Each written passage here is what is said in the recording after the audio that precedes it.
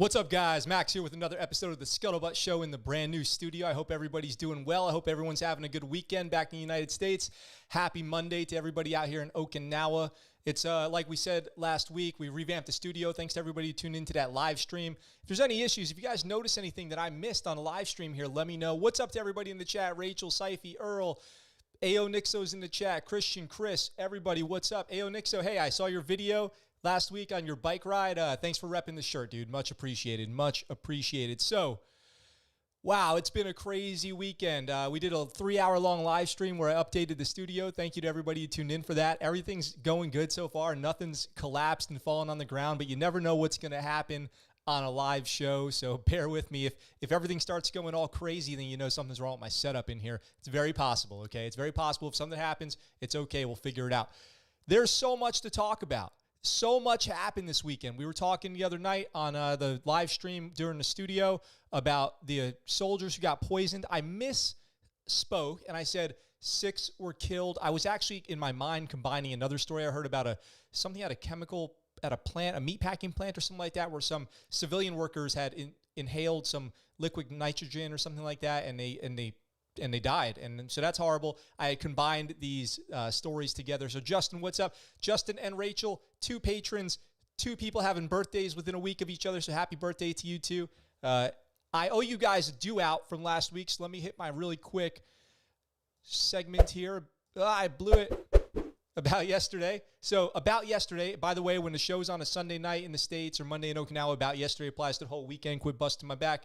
Just kidding. You guys are great. So I owe you guys one thing, which is I had talked last week about the stuffed animal in the pilot seat of the jet flying in the cockpit. And I told you guys about my stuffed animal, Stewie, who has been around the world with me everywhere, you know, enjoying the ride, intercontinental, on the ship out to sea in Iraq and Afghanistan. So here is my Stewie doll, okay? So here it is. This guy's been with me through thick and thin, all around the world, every deployment I've ever been on. It always takes a little explanation, but with, you know, long story being short, it's a good luck charm for me. I have it everywhere I go, at all times. So, you know, that's it. It's just a little piece of my youth. You know, I used to love watching Family Guy. I had a great story about how I got into Family Guy, all that. But here it is. I told you guys I would have it. It's real. It exists, and this is it. We've got so much to cover today. I don't even know.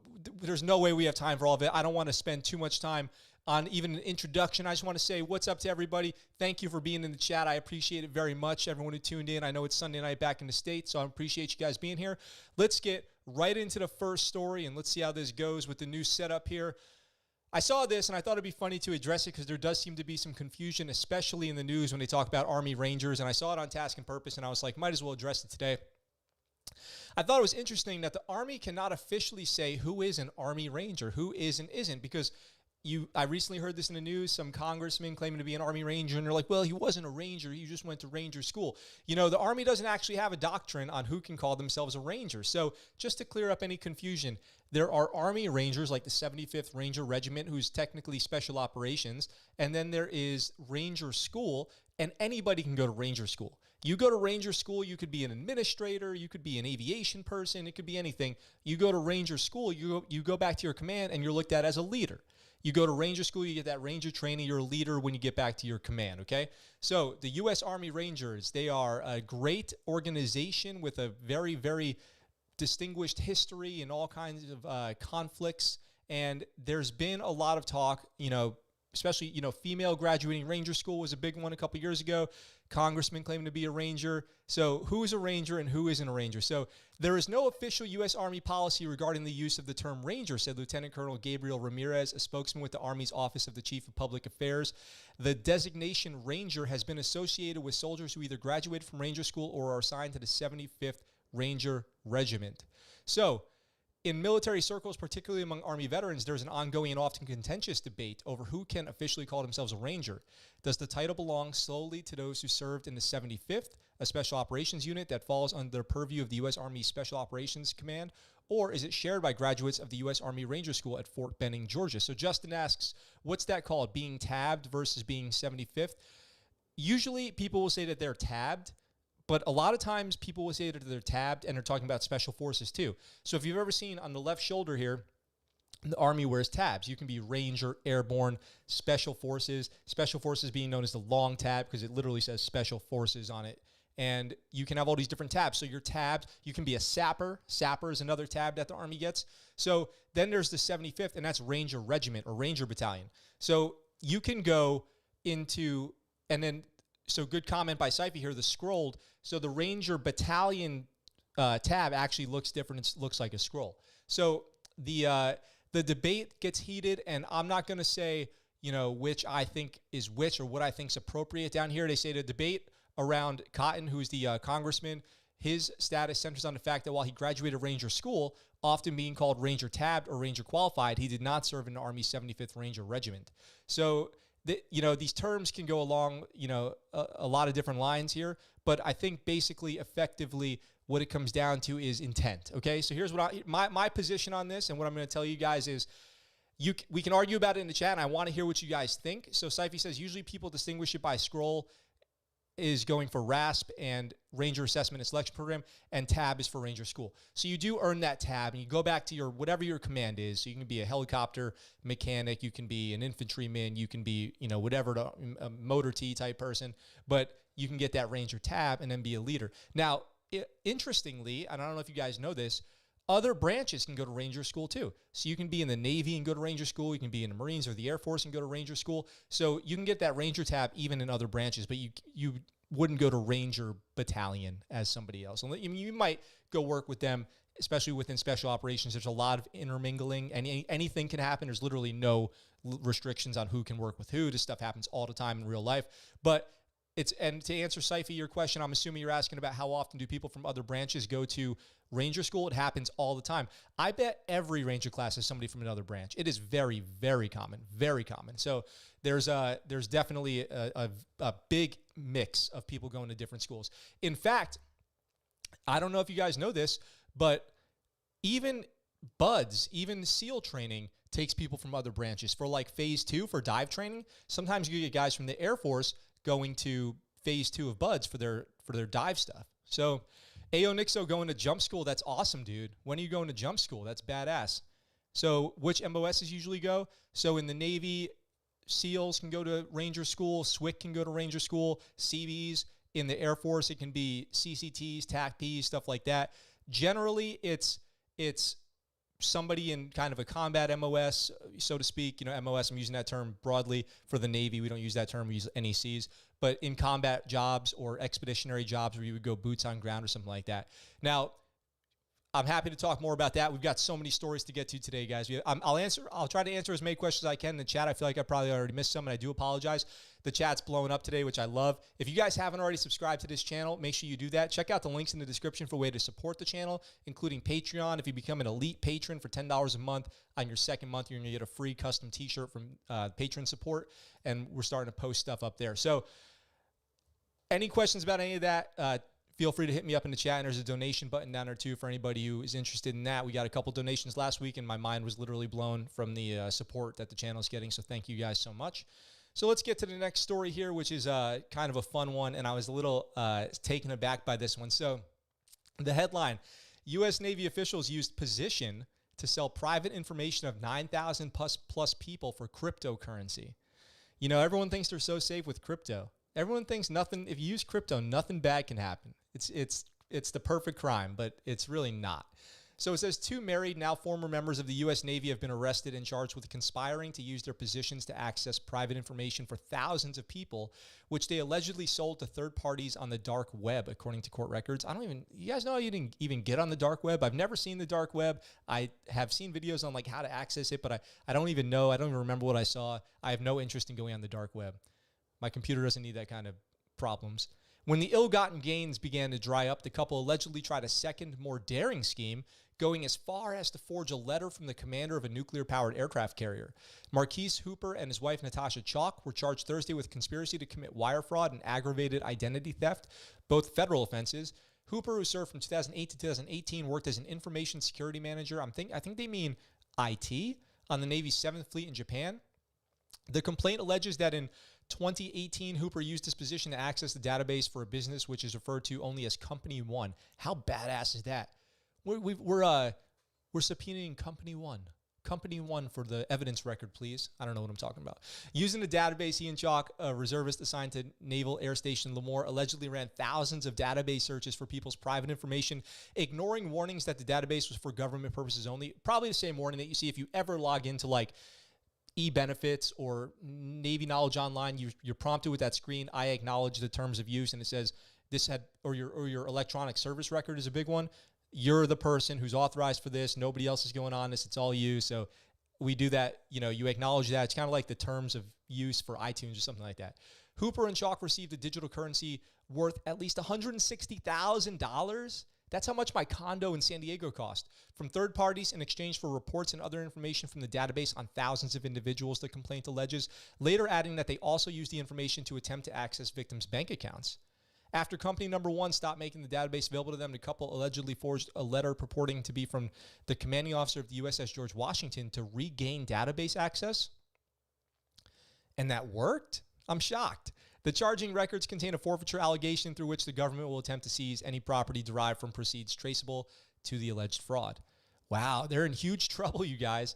They are in huge, massive trouble. But you know what? It's nothing compared to the data breach of OPM, the Office of Personnel Management, a few years ago, where literally everybody with a security clearance got hacked, and we got like a year's worth of free identity theft protection or whatever. That was probably the worst hack in existence. So if you were in the Navy in 2015 or had a security clearance in 2015, every bit of information about your entire life's already out there on the dark web. So don't even worry about getting hacked again. Just worry about 2016 forward. That's the only time that you have to worry about. So much chat to catch up on here. So what do you guys think about that story? That is insane. So what did I miss here? Buds. Yep. So let me catch up. Regal, what's up? Welcome to the chat. I'm glad to see you. Justin says you need a Tor server to go to dark web. Okay. So is that different from any VPN? Because I use a VPN out here in Okinawa. I don't want to get on the dark web. I have no interest. I'm never going to try. So, thank you guys. I probably shouldn't have even asked. I'm definitely not going to get on there. So the dark web is not hard to access. Just need some specific prerequisites. Armor, what's up? How's it going? Welcome to the chat. Syfy, it's one of those things you don't want to know. I don't want to know. Syfy, just stay off it. Especially, there's nothing good that can come out of it. Nothing good about having an IP of yours traced back to the dark web. So Armor says, not totally safe, but as long as you're careful, you'll be fine. Justin says, bro, I'm telling you that crypto was created by the CIA. They convince people it's the safe, secret way of doing bad stuff. All the while, agency is watching and shooting fish in a barrel. Do you know, that's funny that you say that, Justin, because that's exactly what I tell all my buddies who got those like illegal streaming apps. There was one, I can't remember what it was, but there was an app people had on their phone, they had on their computer. This would have been around 2016, 2017, where they were streaming brand new in-theater movies from this app. They didn't even have to download it first. It was just streaming like Netflix. And I was like, you guys realize that's like the CIA made that, right? Like obviously, if it's not getting shut down, then it's getting watched. I mean, I don't know that for sure, but that's what my instinct tells me. My intuition tells me if something like that's not getting shut down, it's probably getting surveilled. So if you're on there, they're probably watching everything that's going on. They're probably seeing where these like piracy claims originate from, and that's what I think. I just think everyone, please be more careful, and don't assume that a VPN makes you safe either. It does not make you completely safe. A VPN does not make you completely safe. If you're doing really shady stuff, they're going to find you. Anyway, back to what we're doing. So Syfy says there's this app called Watched that's basically like that. I mean, how obvious does the CIA have to make it, bro? They called the app Watched. Are you gonna download an app called Watched? I would not be putting that on my phone, by the way. But you guys do whatever you want to do. That's up to you. So I've got this. I don't even know where to. There's so much today, you guys. There's so much today. I just saw this story. I thought it was interesting. It's one of the ones that came across my email today. NOPD, I think that's New Orleans officer and detective among 7 indicted for stealing from the U.S. Army. So New Orleans Police Department officer and a detective with the department were indicted along with 5 others for stealing more than $100,000 from the U.S. Army, according to a news release. Chantel Davis, an NOPD detective, and NOPD officer Linnea Sanders are accused of stealing from the Army by claiming reimbursement for the performance of military funeral honor ceremonies that never happened. So this looks like travel card fraud, basically using your DTS or your defense travel system account to probably claim you traveled places, took flights, drove miles, whatever it is, and then stayed in hotels and didn't actually do that. We take allegations of this nature very seriously, NOPD said. We cannot allow the dishonest action these officers are accused of to jeopardize the trust our citizens have in this department. So this is really about stealing from the defense travel funds, basically. The National Defense Authorization Act 2000 authorizes military funeral honors for active duty soldiers, retirees, and veterans. At a family's request, eligible persons can receive military funeral honors, including the presenting of the U.S. flag and playing of taps, according to a news release issued by the United States Attorney's Office. According to the indictment, Christopher O'Connor, a former Army pay technician, submitted fraudulent reimbursement requests for military funeral honors that O'Connor, Davis, Sanders, Leary, Daniels, Derek Branch, Cody Francis, and Terrence Howard, shares a name with a big celebrity, allegedly performed but had not. So the individual amounts are here ranging from $22,000 to as little as $8,000. All 7 of these are former Army reservists, and they all live in New Orleans now, so we're obviously in it together. They took a little over $100,000, and they'll probably get busted, probably have to pay that back, and probably do some jail time maybe. So that's a bummer. You can't be out there doing travel fraud. It's one of the things that they look at pretty hard. You have to make sure you're being legit with your travel. It was always when I traveled, geez, you guys. I was traveling 300 days a year at the peak of my Navy service in around 2013, 2012, and that's not even including deployments. So keeping track of those receipts, making sure you're on the up and up, that's all very important. There was stuff that I wouldn't even claim. Like you could claim miles that you drove to the airport. So or a taxi. So if I took a Lyft or a taxi from my house to the airport to go fly for a trip, I could claim those expenses. I never even did it. I never even claimed that. I just took the hit because I didn't want to have to go back and face any scrutiny over my travel claims because they're already so complicated. It's easy to make a mistake. I wanted to be legit and on the up and up. So I just ate the cost out of my per diem with some of that stuff. People go in there and they claim every little thing and they have to be on their P's and Q's because you could get audited at any time, and I wasn't really interested in that. Let me try to catch up on the chat here real quick. So Armor says, sounds too good to be true. It usually isn't.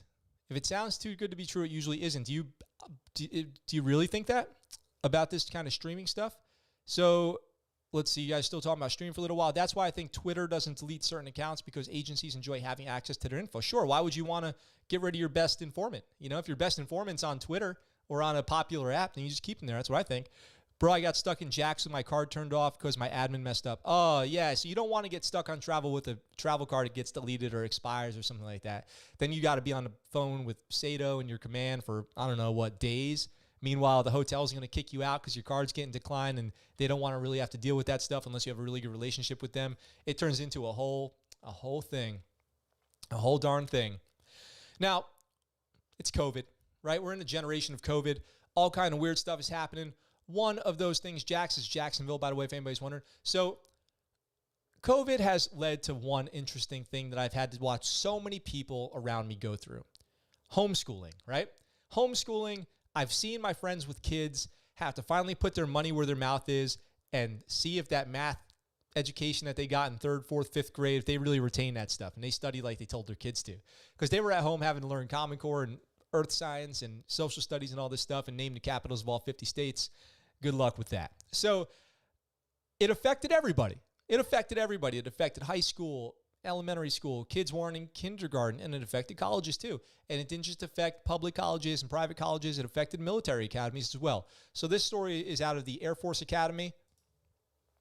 Hundreds of Air Force Academy cadets. I don't even know how many are in a class.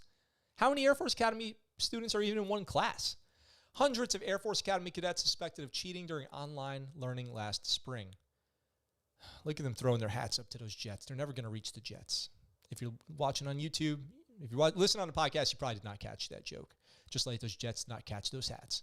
The Air Force Academy is reviewing its honor code in the wake of suspicion that hundreds of cadets cheated last spring after being sent home for online learning at the height of the pandemic. Now, it's funny here that they say they're reviewing the honor code. Like, are they going to relax the honor code? Like, some cheating's okay. Some cheating's okay under these circumstances. 2 of the nearly 250 cadets suspected are no longer at the academy. Holy cow. What does that mean? That they got kicked out? 250 cadets kicked out of the Air Force Academy? Most of the remainder have admitted to cheating and are on 6 months of probation and remediation. Okay, so some are going to get to stay. How many is the remainder? On Friday, the Academy announced, if enough people do it, they can't kick everybody out. I guess, they could put their money where their mouth is. They could kick everybody out, but they're going to lose a year's worth of commissioned officers. And then what are they going to do? Recruit from off the street? So on Friday, the Academy announced a review as well as the alleged infractions which were discovered through faculty academic safeguards. Those infractions ranged from failing to properly cite sources, lame, who cares, and using unauthorized tutoring websites. Do you guys know what, for my people out there in the chat who are still in school, or for my military folks who are in school, do you know what Symbo Labs is? Have you heard of SYMBOLABS? This Symbo Lab, if you're a student, I don't know if I should even tell you this, but I've already said the name, so I'm done now. I got to say it now. Symbo Labs, let me back up for just a split second here. Hold on. First of all, if this news is going to change how you do math, smash the like button, share the video, subscribe, become a patron. Symbo Labs is, you put in any math problem, I'm talking quadratics, parabolas, you name it, okay? The little E symbol with the numbers on all four sides, okay? Statistics, probability, you put it in there, Symbo Lab spits out the answer, and it's free. You can literally take a picture of a math problem with your phone, and it spits you out the answer with the work. So if you have to show work, you're good. I don't know anybody who's not cheating in college. All my buddies who are going to school, post-Navy, active duty, they're all cheating on school. So, go ahead and, say what you will about it, but it's very, very common. So you put people at home, you send them home, what do you think's going to happen? So the honor code is not only foundational to the Air Force Academy, but it serves as a guide for cadets to live an honorable life, whether serving in uniform or not. That's from Lieutenant General Richard Clark, the superintendent of the Academy. Honor serves as one of my fundamental institutional priorities for developing leaders of character. The alleged violations occurred after officials sent approximately 3,000 of the school's 4,000 cadets home in March in the wake of the novel coronavirus pandemic, transitioning them from in-person to virtual learning. All alleged cheating cases involve freshmen, sophomores, and juniors, so no seniors. Interesting. I wonder if senior year is really easy at the Academy. Remediation is a consequence and not an act of leniency. If earned, remediation provides an opportunity to reset the moral compass and deepen a cadet's understanding of and respect for the honor code. From what I've heard about the military academies, all you have to do is reset their liberty policy, and that's probably a good remediation. I've heard that, being a year one cadet is the worst liberty policy. Like, you have no life whatsoever. So maybe it'll just do that.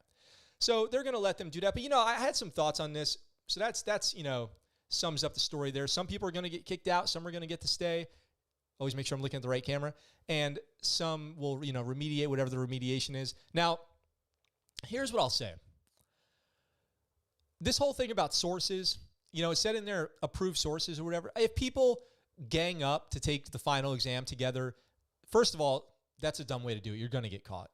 That you learn that in third grade, okay? If a bunch of people all get the same answers right and the same answers wrong and their work all looks the same, you're going to get caught, okay? Let me try to catch up on chat here. So the Air Force are going to be understaffed or undermanned. I doubt it. They're going to figure it out. The Air Force nuclear officers got in trouble for this and started fresh. So did the Navy ones. Remember that, Justin? The Navy nukes too. Brainly is a big, easy cheat website. So you guys all know about this. Photomath. Yep, Justin, Photomath. That promo made me laugh so hard. What, my promo? Honestly, I don't know anyone who hasn't cheated in school. What happened to the honor? Sifey's laughing.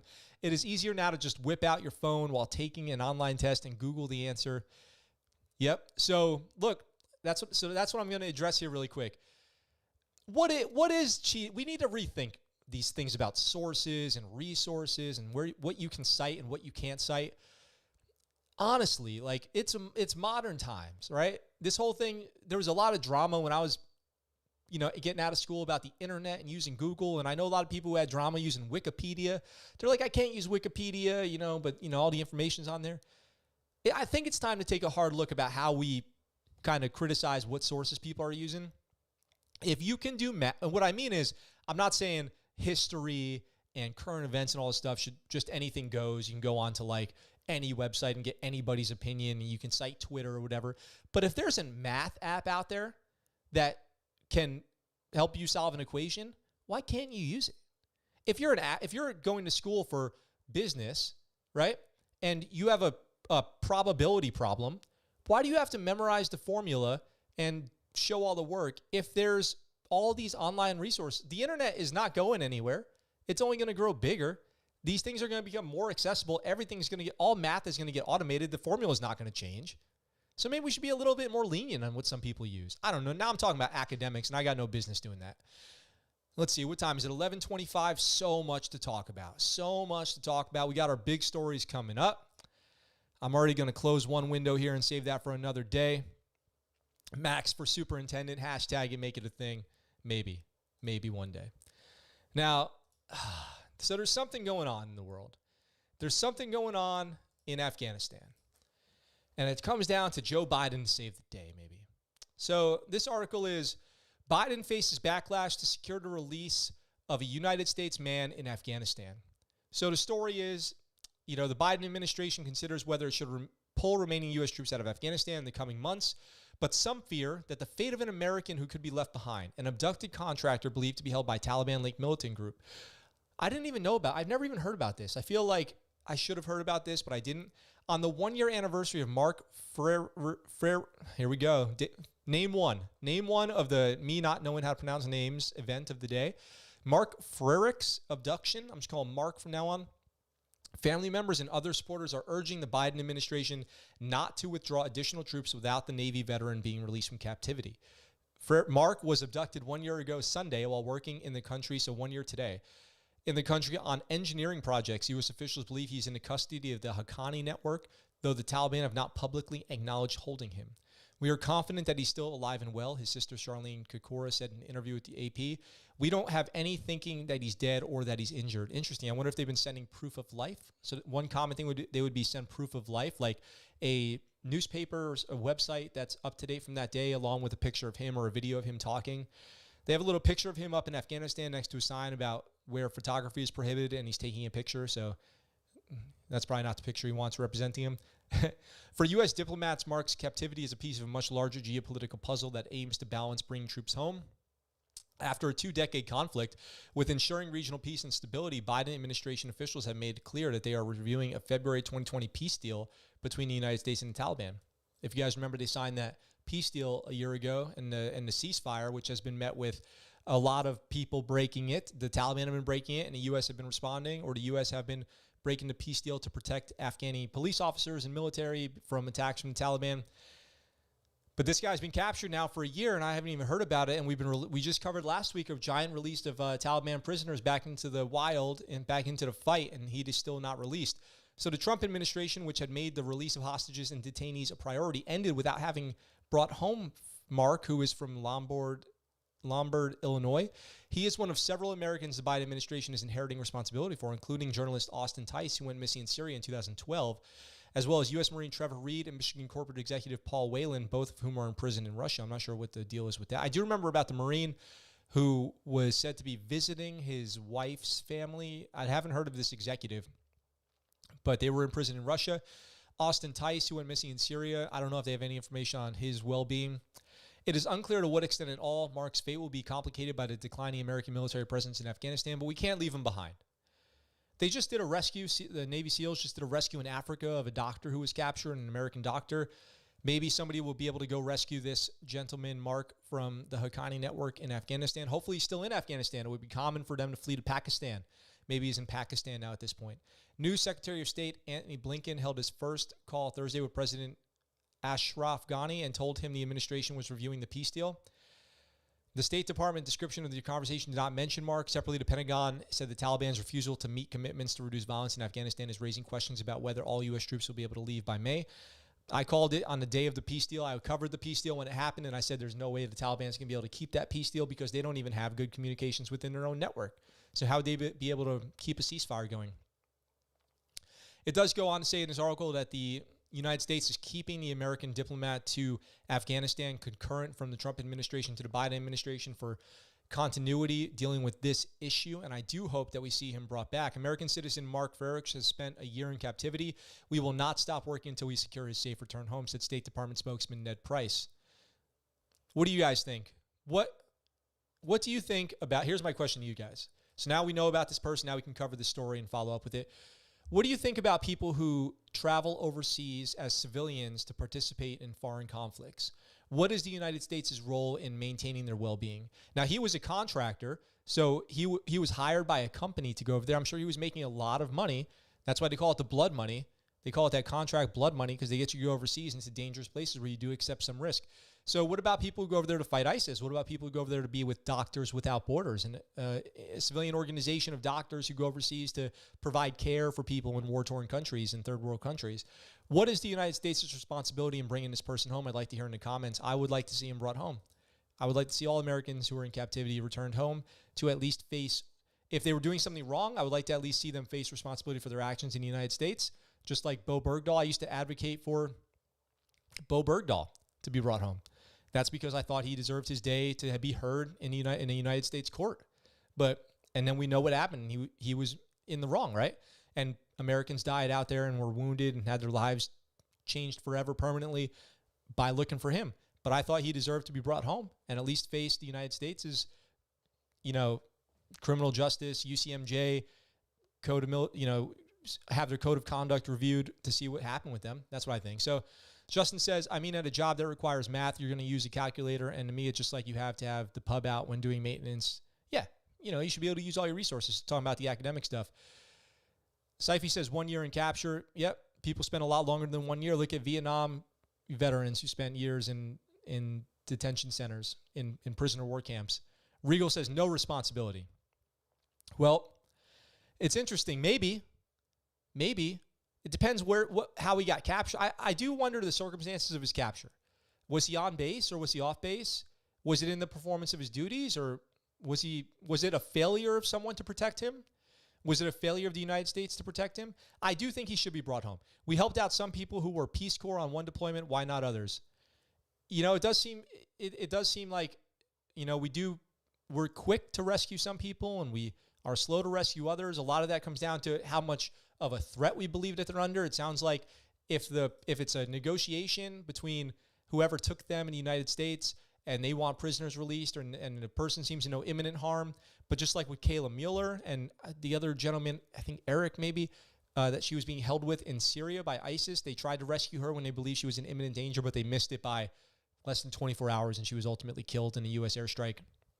But she was kept under horrible, torturous conditions, and the United States made an attempt to rescue her, but she was not rescued. So I think it comes down to what the perceived threat that they're under is, the risk to the American forces if they do try to do this operation, the intelligence that goes into how positive we are that we know where that person's at, and I'm sure many other factors as well. Armor says, modern day mercenary is outside U.S. activity, just like Russia's third group, unless it is like humanitarian aid or something similar, might provoke interference or action. So, one thing is, people go overseas to serve as contractors in many capacities. They could be working at the gym. They could be working at the dining facility. They could be working as medical professionals. They could be working building facilities, something like that. Electricians. They could be installing satellites. They're technical experts. They're taking a massive risk by going over there. And I don't think that anybody guarantees them that America will ever have their back if they get captured or somehow, caught outside the wire. They go over there unarmed. I do think they should be protected. I do think efforts should be made to safeguard them and bring them home. But they also accept a huge amount of risk. So I certainly would not, downplay their how much they add. Like, I've relied on civilian contractors in Afghanistan to help install satellites for communications, complex technical systems that get sent out to us that we just couldn't do. There's just no way we could do it. You have to have a very, very highly trained technical expert out there to set up these systems, and we couldn't do it, and we rely on them to get our mission done. So they come out, they're civilians, and I considered it part of our responsibility to make sure that they're well taken care of, that they're fed, that they're housed, that they're safe, that they know where to go if we start taking IDF, something like that they're mustered for, all that kind of stuff, that they're, roll call, accountability, muster's the Navy term for it. Rachel says, I have a cousin, Cuban native, who was a doctor working in Venezuela and was kept in captivity in Venezuela on suspension of escaping. She successfully escaped from Cuban authorities years later, and she's safe in the States. Wow. Well, good for her. I'm glad that she's safe. That's crazy. There's so much of that in South America as well, especially involving Cuba, right? So there is a lot of that government captivity. A lot of people are kept in government captivity. The Navy has a whole suspicion of escaping. That's kind of what I thought you meant. There's a whole course of SEER, Survival, Evasion, Resistance, Escape, that's dedicated to non-wartime captivity. Natalia, what's up? Welcome. Thanks for stopping by to say hi. Make sure you share the video. I'd really appreciate that. Hit that subscribe button, like the video. Welcome. Thank you for complimenting the setup. It's actually our first day with a brand new setup. So we got the, I'll give you, if you're only here for a little while, I'll give you the 2 camera angles that we got going on. So, all right, it's 11:35. We're cruising. We're making good pace. I think we'll get at least through our main stories for today, which are the ones I put in the article, headline here. So let's talk about this first one, which is Space Force. I did add Space Force to my Google alerts on the advice of Justin. Thank you for that tip. The Space Force announces new rank names for the Guardians of the Galaxy. So they came out with their ranks. There was a lot of talk on what their ranks might be. Would they go with Navy ranks? Would they go with their own ranks? Spaceman, Spacewoman? Space Force has decided on the names for its ranks, and while officers will keep the same names that they have in the Air Force, several enlisted ranks have changed according to a memorandum released Friday. The service-wide memo is the most recent change for Space Force personnel after it was announced in December that they would be referred to as Guardians. The rank changes will start February 1st. For the junior enlisted, E1 to E4, they will no longer be airmen, but specialists. And depending on what their grade is, the rank will include numbers 1 through 4. So that would be an E3 would be Specialist 3 or SPC 3 or Spec 3 or Specialist 3, whatever you want to call them. And then you have Specialist 1, Specialist 2, 3, and 4. And Guardians, who are E5s, will no longer be Staff Sergeant, which was the Air Force's standard, but Sergeant. And grades E6 through E9 will be Tech Sergeant, Master Sergeant, Senior Master Sergeant, and Chief Master Sergeant, which is a direct copy from the Air Force. That's exactly how the Air Force does it. The most senior enlisted Guardian will now be, it's too much. It's too much to say. Every time I say it, I feel like I'm making a joke. The most senior enlisted Guardian. It's great. It's so great. I love it. I'm so glad they went with Guardians. How amazing is that? The senior enlisted Guardian will now be the Chief Master Sergeant of the Space Force, according to a memo. All other ranks from second lieutenant to general remain the same. Now, some people are freaking out over the Specialist 1 through 4, and one of those people is our favorite YouTuber over here, Nikki MGTV. So let's watch him freak out about this for a second. Let me know down in the comments below. There's a lot of people that find this hilarious, the difference in ranks that have now developed for the Space Force. Dan Wennes says, how much you want to bet that some effing tool E4 is going to demand E1 to E3 addresses them as Specialist 4? 100% that's going to be the case. Like, this is my rank. I'm a Specialist, but I'm a 4, and you're a 3. So you have to do what I say. Danny. All right, so I'm not as big a crybaby as Nikki MGTV is out there, but what I will say about it is my initial reaction to Specialist 1 through 4 was a little bit critical. I was like, what a dumb and lazy, cop out of a rank. Specialist 1, 2, 3, and 4. They could have gone with Space Walker, Space Cadet, Spaceman, but they did say they didn't want to do any gender-based or diminutive roles, so they left out everything like junior or petty officer, and they left out anything male like airman or fireman, hospitalman like the Navy uses, for example, infantryman. I don't know. I don't really think that is necessary. They're obviously trying to be very progressive up there in space. I think it's borderline a little jumping the shark, if you ask me. But hey, whatever. It's their force. It's the Space Force. They're the Guardians, so they can do whatever they want. E1 to E4. Let's address really quick E1 to E4 military members and what does that mean? What's an E1 to E4 military member really responsible for? Like I said the other day, an E1 to E3, do these 3 things. Show up on time, look good in uniform, do what you're told, you'll be successful. E4s generally in the Navy don't have a lot of supervisory responsibility. What an E4 in the Navy really is somebody who's proven that they have some technical ability. You start to get some authorization to do some work, okay? You might sign off on some higher level jobs. You might have a little bit more responsibility in your day-to-day. But to say that an E4 is like the boss of an E3 in the Navy is stretching it a little bit. Technically, yes. In practicality, in operations, not so much. You're still pretty junior. It really starts at E5. That's why in the Army, Air Force, and Marines, E5 is where you become that NCO, that non-commissioned officer. You start to get those bigger responsibilities, take charge. Now, in the Marine Corps, interestingly, E3s actually are in charge of E2s and E1s. They could be on a fire team. You could have an E3 in charge of an E2, E1. And they take that stuff pretty seriously. Like, yes, Lance Corporal. And if you make corporal or specialist in the Army, then you do have something. You do have a little bit of responsibility. I've seen 20-year specialists in the Army, you know? So it's kind of iffy, whatever, you know, but you become that NCO, that non-commissioned officer at E5. That's when you really start to get responsibility. In the Army, what they do is they have 2 ranks for E4. They have specialist and corporal.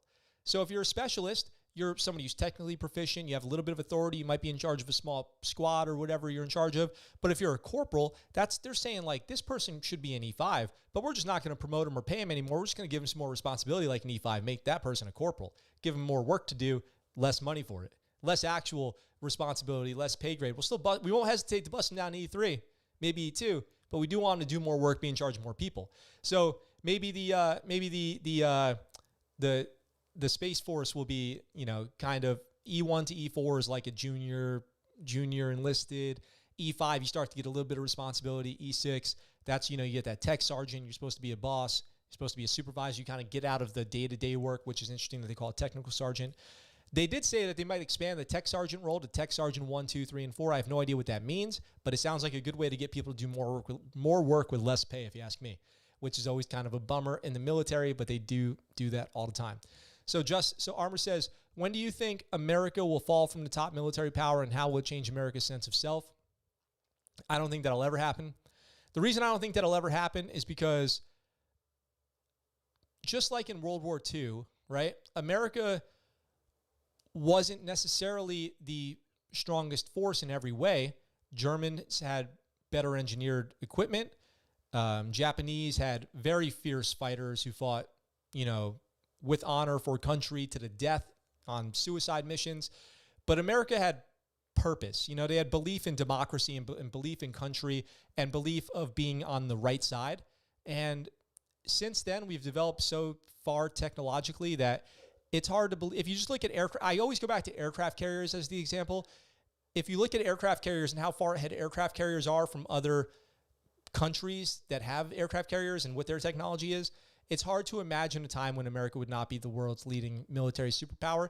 Even if we're not leading in personnel, not leading in people, I believe we're leading in capabilities, and I believe that we're leading in honor and sense of mission and dedication to duty and things like that. And for that reason, I don't think that we'll ever fall from the top spot unless something changes that I don't see coming in the future.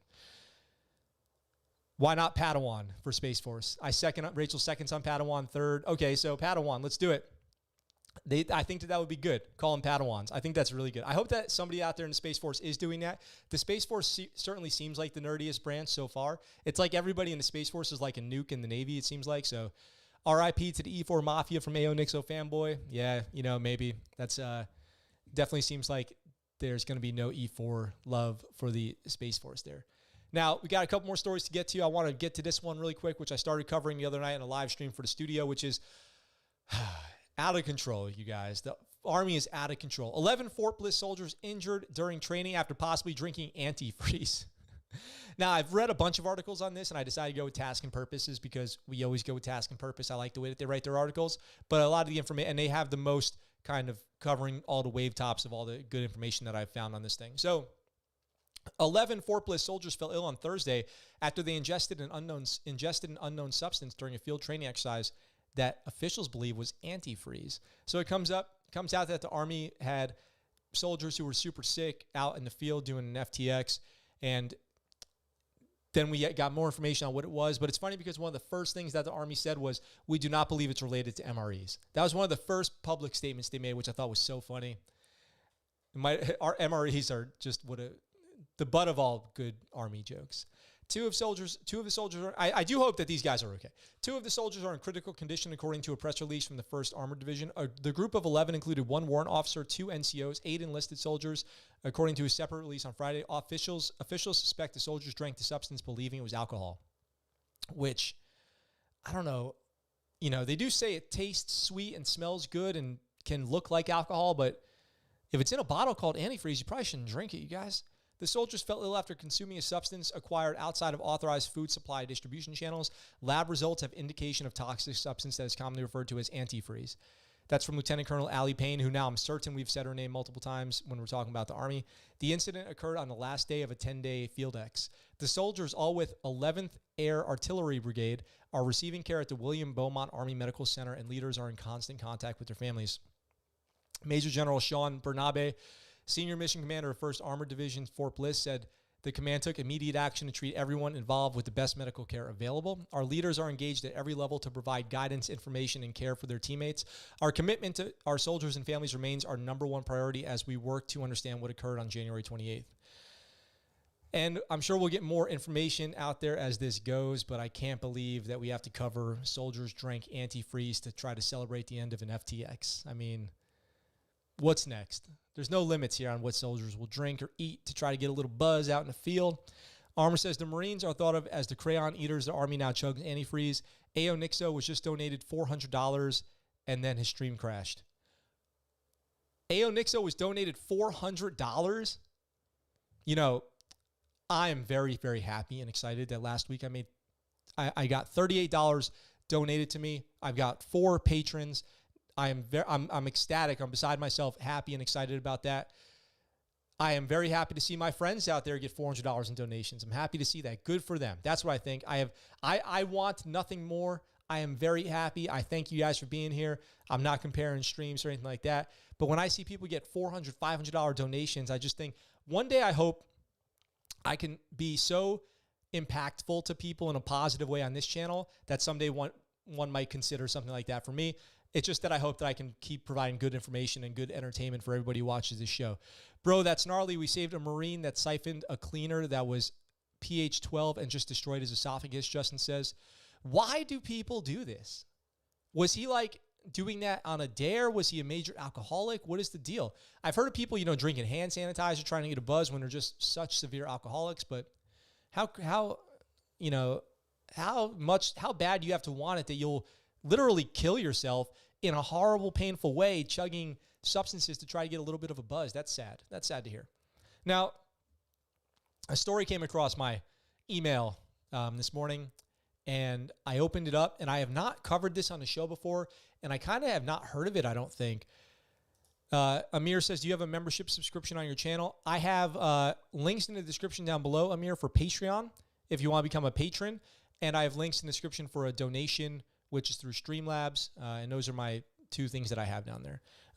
My channel's not monetized yet on YouTube. We got to hit that 1,000 subscriber mark to try to get that going and unlock some of those new features.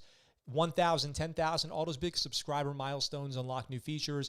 One day I'll be able to give updates straight into YouTube, wherever you guys find my channel at. I'm excited for that day to come. I believe, if we keep the press on, if we keep doing a good job, keep improving the channel, do more stuff, that day will come. It just takes patience and hard work. So, look, I saw this and I just was so bothered by it. I was so bothered by this story, and I wanted to bring it up and share it with you guys because it's so sad. It's so freaking sad and upsetting. This is the article that came across my desk. Sentencing delayed for fired VA staffer who killed 7. And then I looked up some more information here from the Washington Post. They have a good article on what happened. She's a veteran who killed 7 other veterans at a West Virginia hospital, and their families want to know why, and they're still looking for answers. To her neighbor in the quiet Leafy Hollow, where Retta Myers returned after her overnight shift at the Veterans Affairs Hospital nearby, Mays seemed like the kind of person you'd want living next door. She was friendly, waved hello, and let Tina Hickman walk her dogs on her farm. Even after rumors spread that the nursing assistant injected a half-dozen veterans with lethal doses of insulin, Hickman struggled to believe that Mays could be responsible. One of the men was Hickman's grandfather, an 84-year-old Army veteran who served in the Korean War. Now, a week after Hickman watched on Zoom as Mays wept in federal court confessing to the crime, she is angry and wonders what made her do it. I kind of didn't believe it because I talk to her all the time. I would like to know why. Mays, 46, a veteran of the Iraq War, pled guilty last week to 7 counts of second-degree murder and 1 count of assault with the intent to commit an 8th murder, but if families of the victims hoped Mays' plea would bring them certainty, that remains elusive. why Mays injected the elderly veterans with a deadly dose of insulin in the span of nearly a year, leading to their deaths from severe hypoglycemia or low blood sugar, remains an unanswered question. Look, let me just say one thing about the VA really quick before we continue on here. The VA hospital, hit me up in the chat if you've been to the VA hospital. The VA hospitals that I've been to are full of veterans just hanging out. There are veterans who go to the VA hospital and they just hang out. They talk to other veterans. There's veterans who sit as volunteers in the front and help people figure out where they need to go. There's veterans escorting other veterans around. This is like a safe place. This is like a social, safe place where veterans feel like they can go 30, 40, 50 years after the military service ends, and they can still bond and reunite and hang out and volunteer and get good medical care. Get at least people putting their best foot forward to take care of them.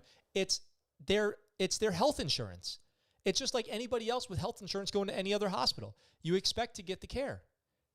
Why do we have to cover so many stories about VA negligence and VA hospital workers murdering people? This isn't even the first story this year. This isn't even the first one this year.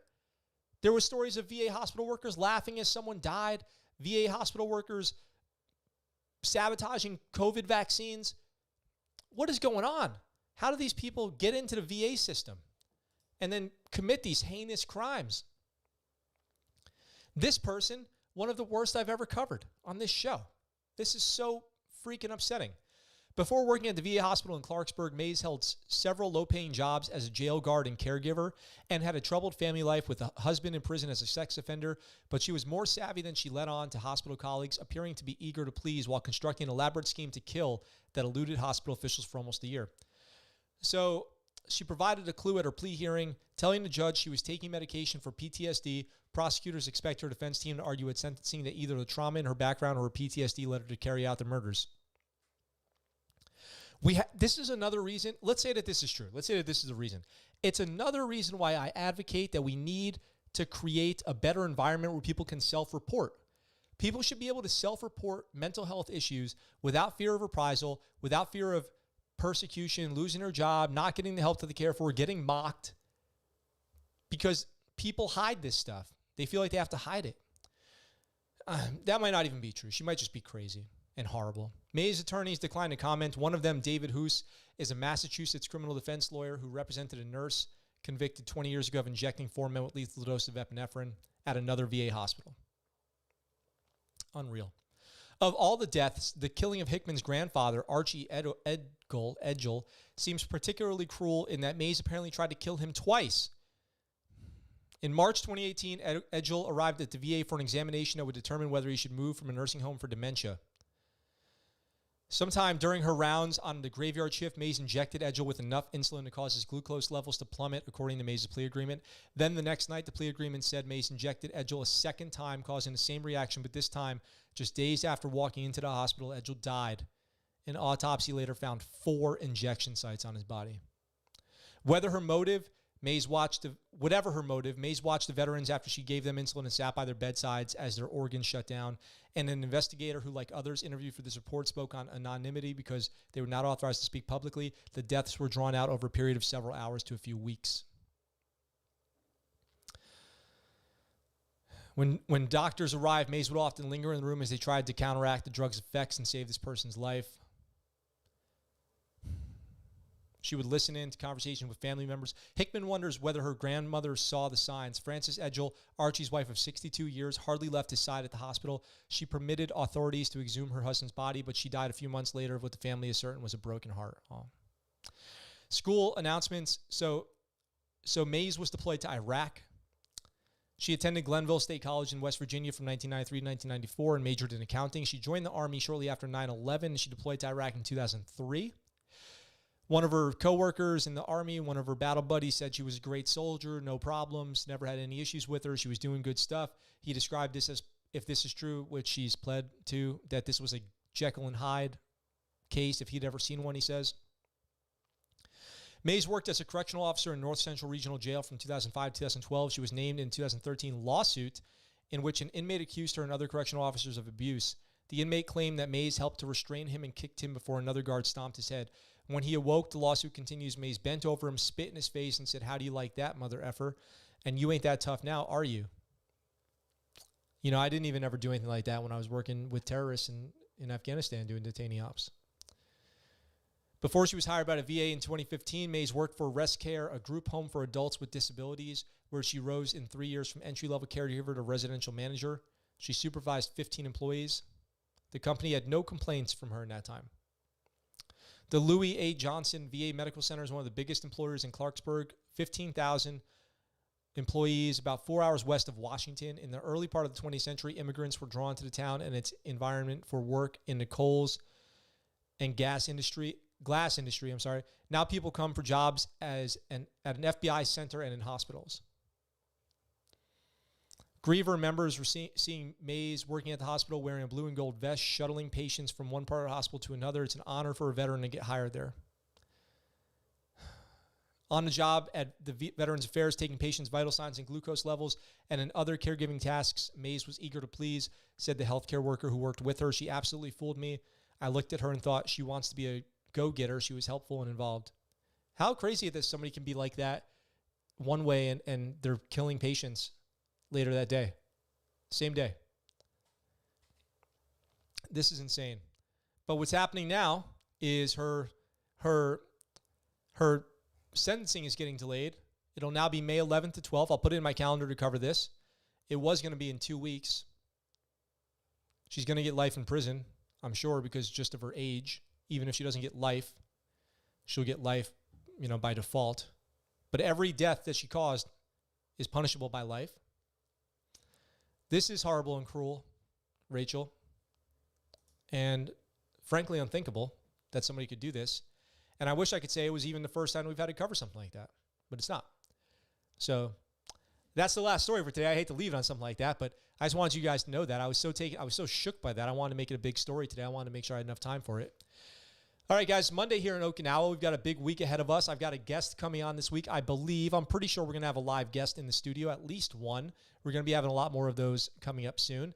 That's part of, the revamp of the studio is to make more of that possible. So I hope you guys are excited. We've got new segments coming out, hopefully also starting this week, which is going to be cool. Well, I'm going to try to give you guys some good news now, Justin. Sorry, I know I'm going to end it like that. We'll follow up on the sentencing, but I just wanted you guys to know about that story. I normally try to end it on a positive note, and the positive note is this, that in the coming days and weeks, we've got brand new, really funny stuff coming out. I'm going to switch gears completely now. Is that too hard of a switch, too hard of a transition? I need to work on my segues, I guess. So we've got some cool stuff coming up. We've got interviews with people. We've got segments like Navy Trivia coming up. I'm hopefully going to be doing some on-location stuff coming up soon as that's possible with COVID. I'm going to be bringing in people to talk about their jobs. I'm going to be covering all the news stories like I always do. I appreciate you guys tuning in to the first episode with the new studio. Seems to be going all right. I mean, I'm looking at my new setup here, and I'm extremely happy with it. Like, I love it. I love my new setup, by the way. It is totally awesome. And I'm excited to be doing more episodes with it. So stay tuned for more content, bonus content, more narrated videos coming out that are not just part of the live stream. Stay tuned for that. Skits are coming. Skits are coming soon. Just trying to put together the logistics on that a little bit, but we've got skits written that are coming. Got some fun stuff there. Maybe I'll give a little sneak preview on the Patreon coming up soon as to what that's going to entail, but I'm really excited about it. I'm really, really excited about it. So Justin, Rachel, thank you for being patrons. Thank you for tuning in. Everybody who tuned into the video today, Armor, Syfy, Natalia, Earl, Regal, the usual suspects and some new visitors. Thank you for being here today. Christian, everybody who was here, thank you very much. I do appreciate it. And I thank you, Rachel, for everything, all your support. I'm going to keep trying to make it great for you. With that being said, that's it for today's episode, first day. Oh, by the way, one more thing, and I meant to say this in the beginning. You might have noticed that the title of this episode was a little bit different. I've been labeling every episode with the date that it comes out, but the podcast is E1, E2, E3, E4. Today is episode 105 going up on the podcast, so I'm going to switch the YouTube channel to match the podcast. I'm going to stop calling it by date, and I'm going to call it just E105. Tomorrow will be E106. The date's been confusing for people because I'm out here in Okinawa. They're back in the States. So it depends on where you're watching it. Let me know if that's confusing for you guys. I'm open to suggestions and all that. Always. I love listener suggestions, making it, exactly the best way it can be for you guys. So tomorrow will be E106, and I'm going to go with that naming convention from now on. So that's it. So with that being said, thank you guys for tuning in.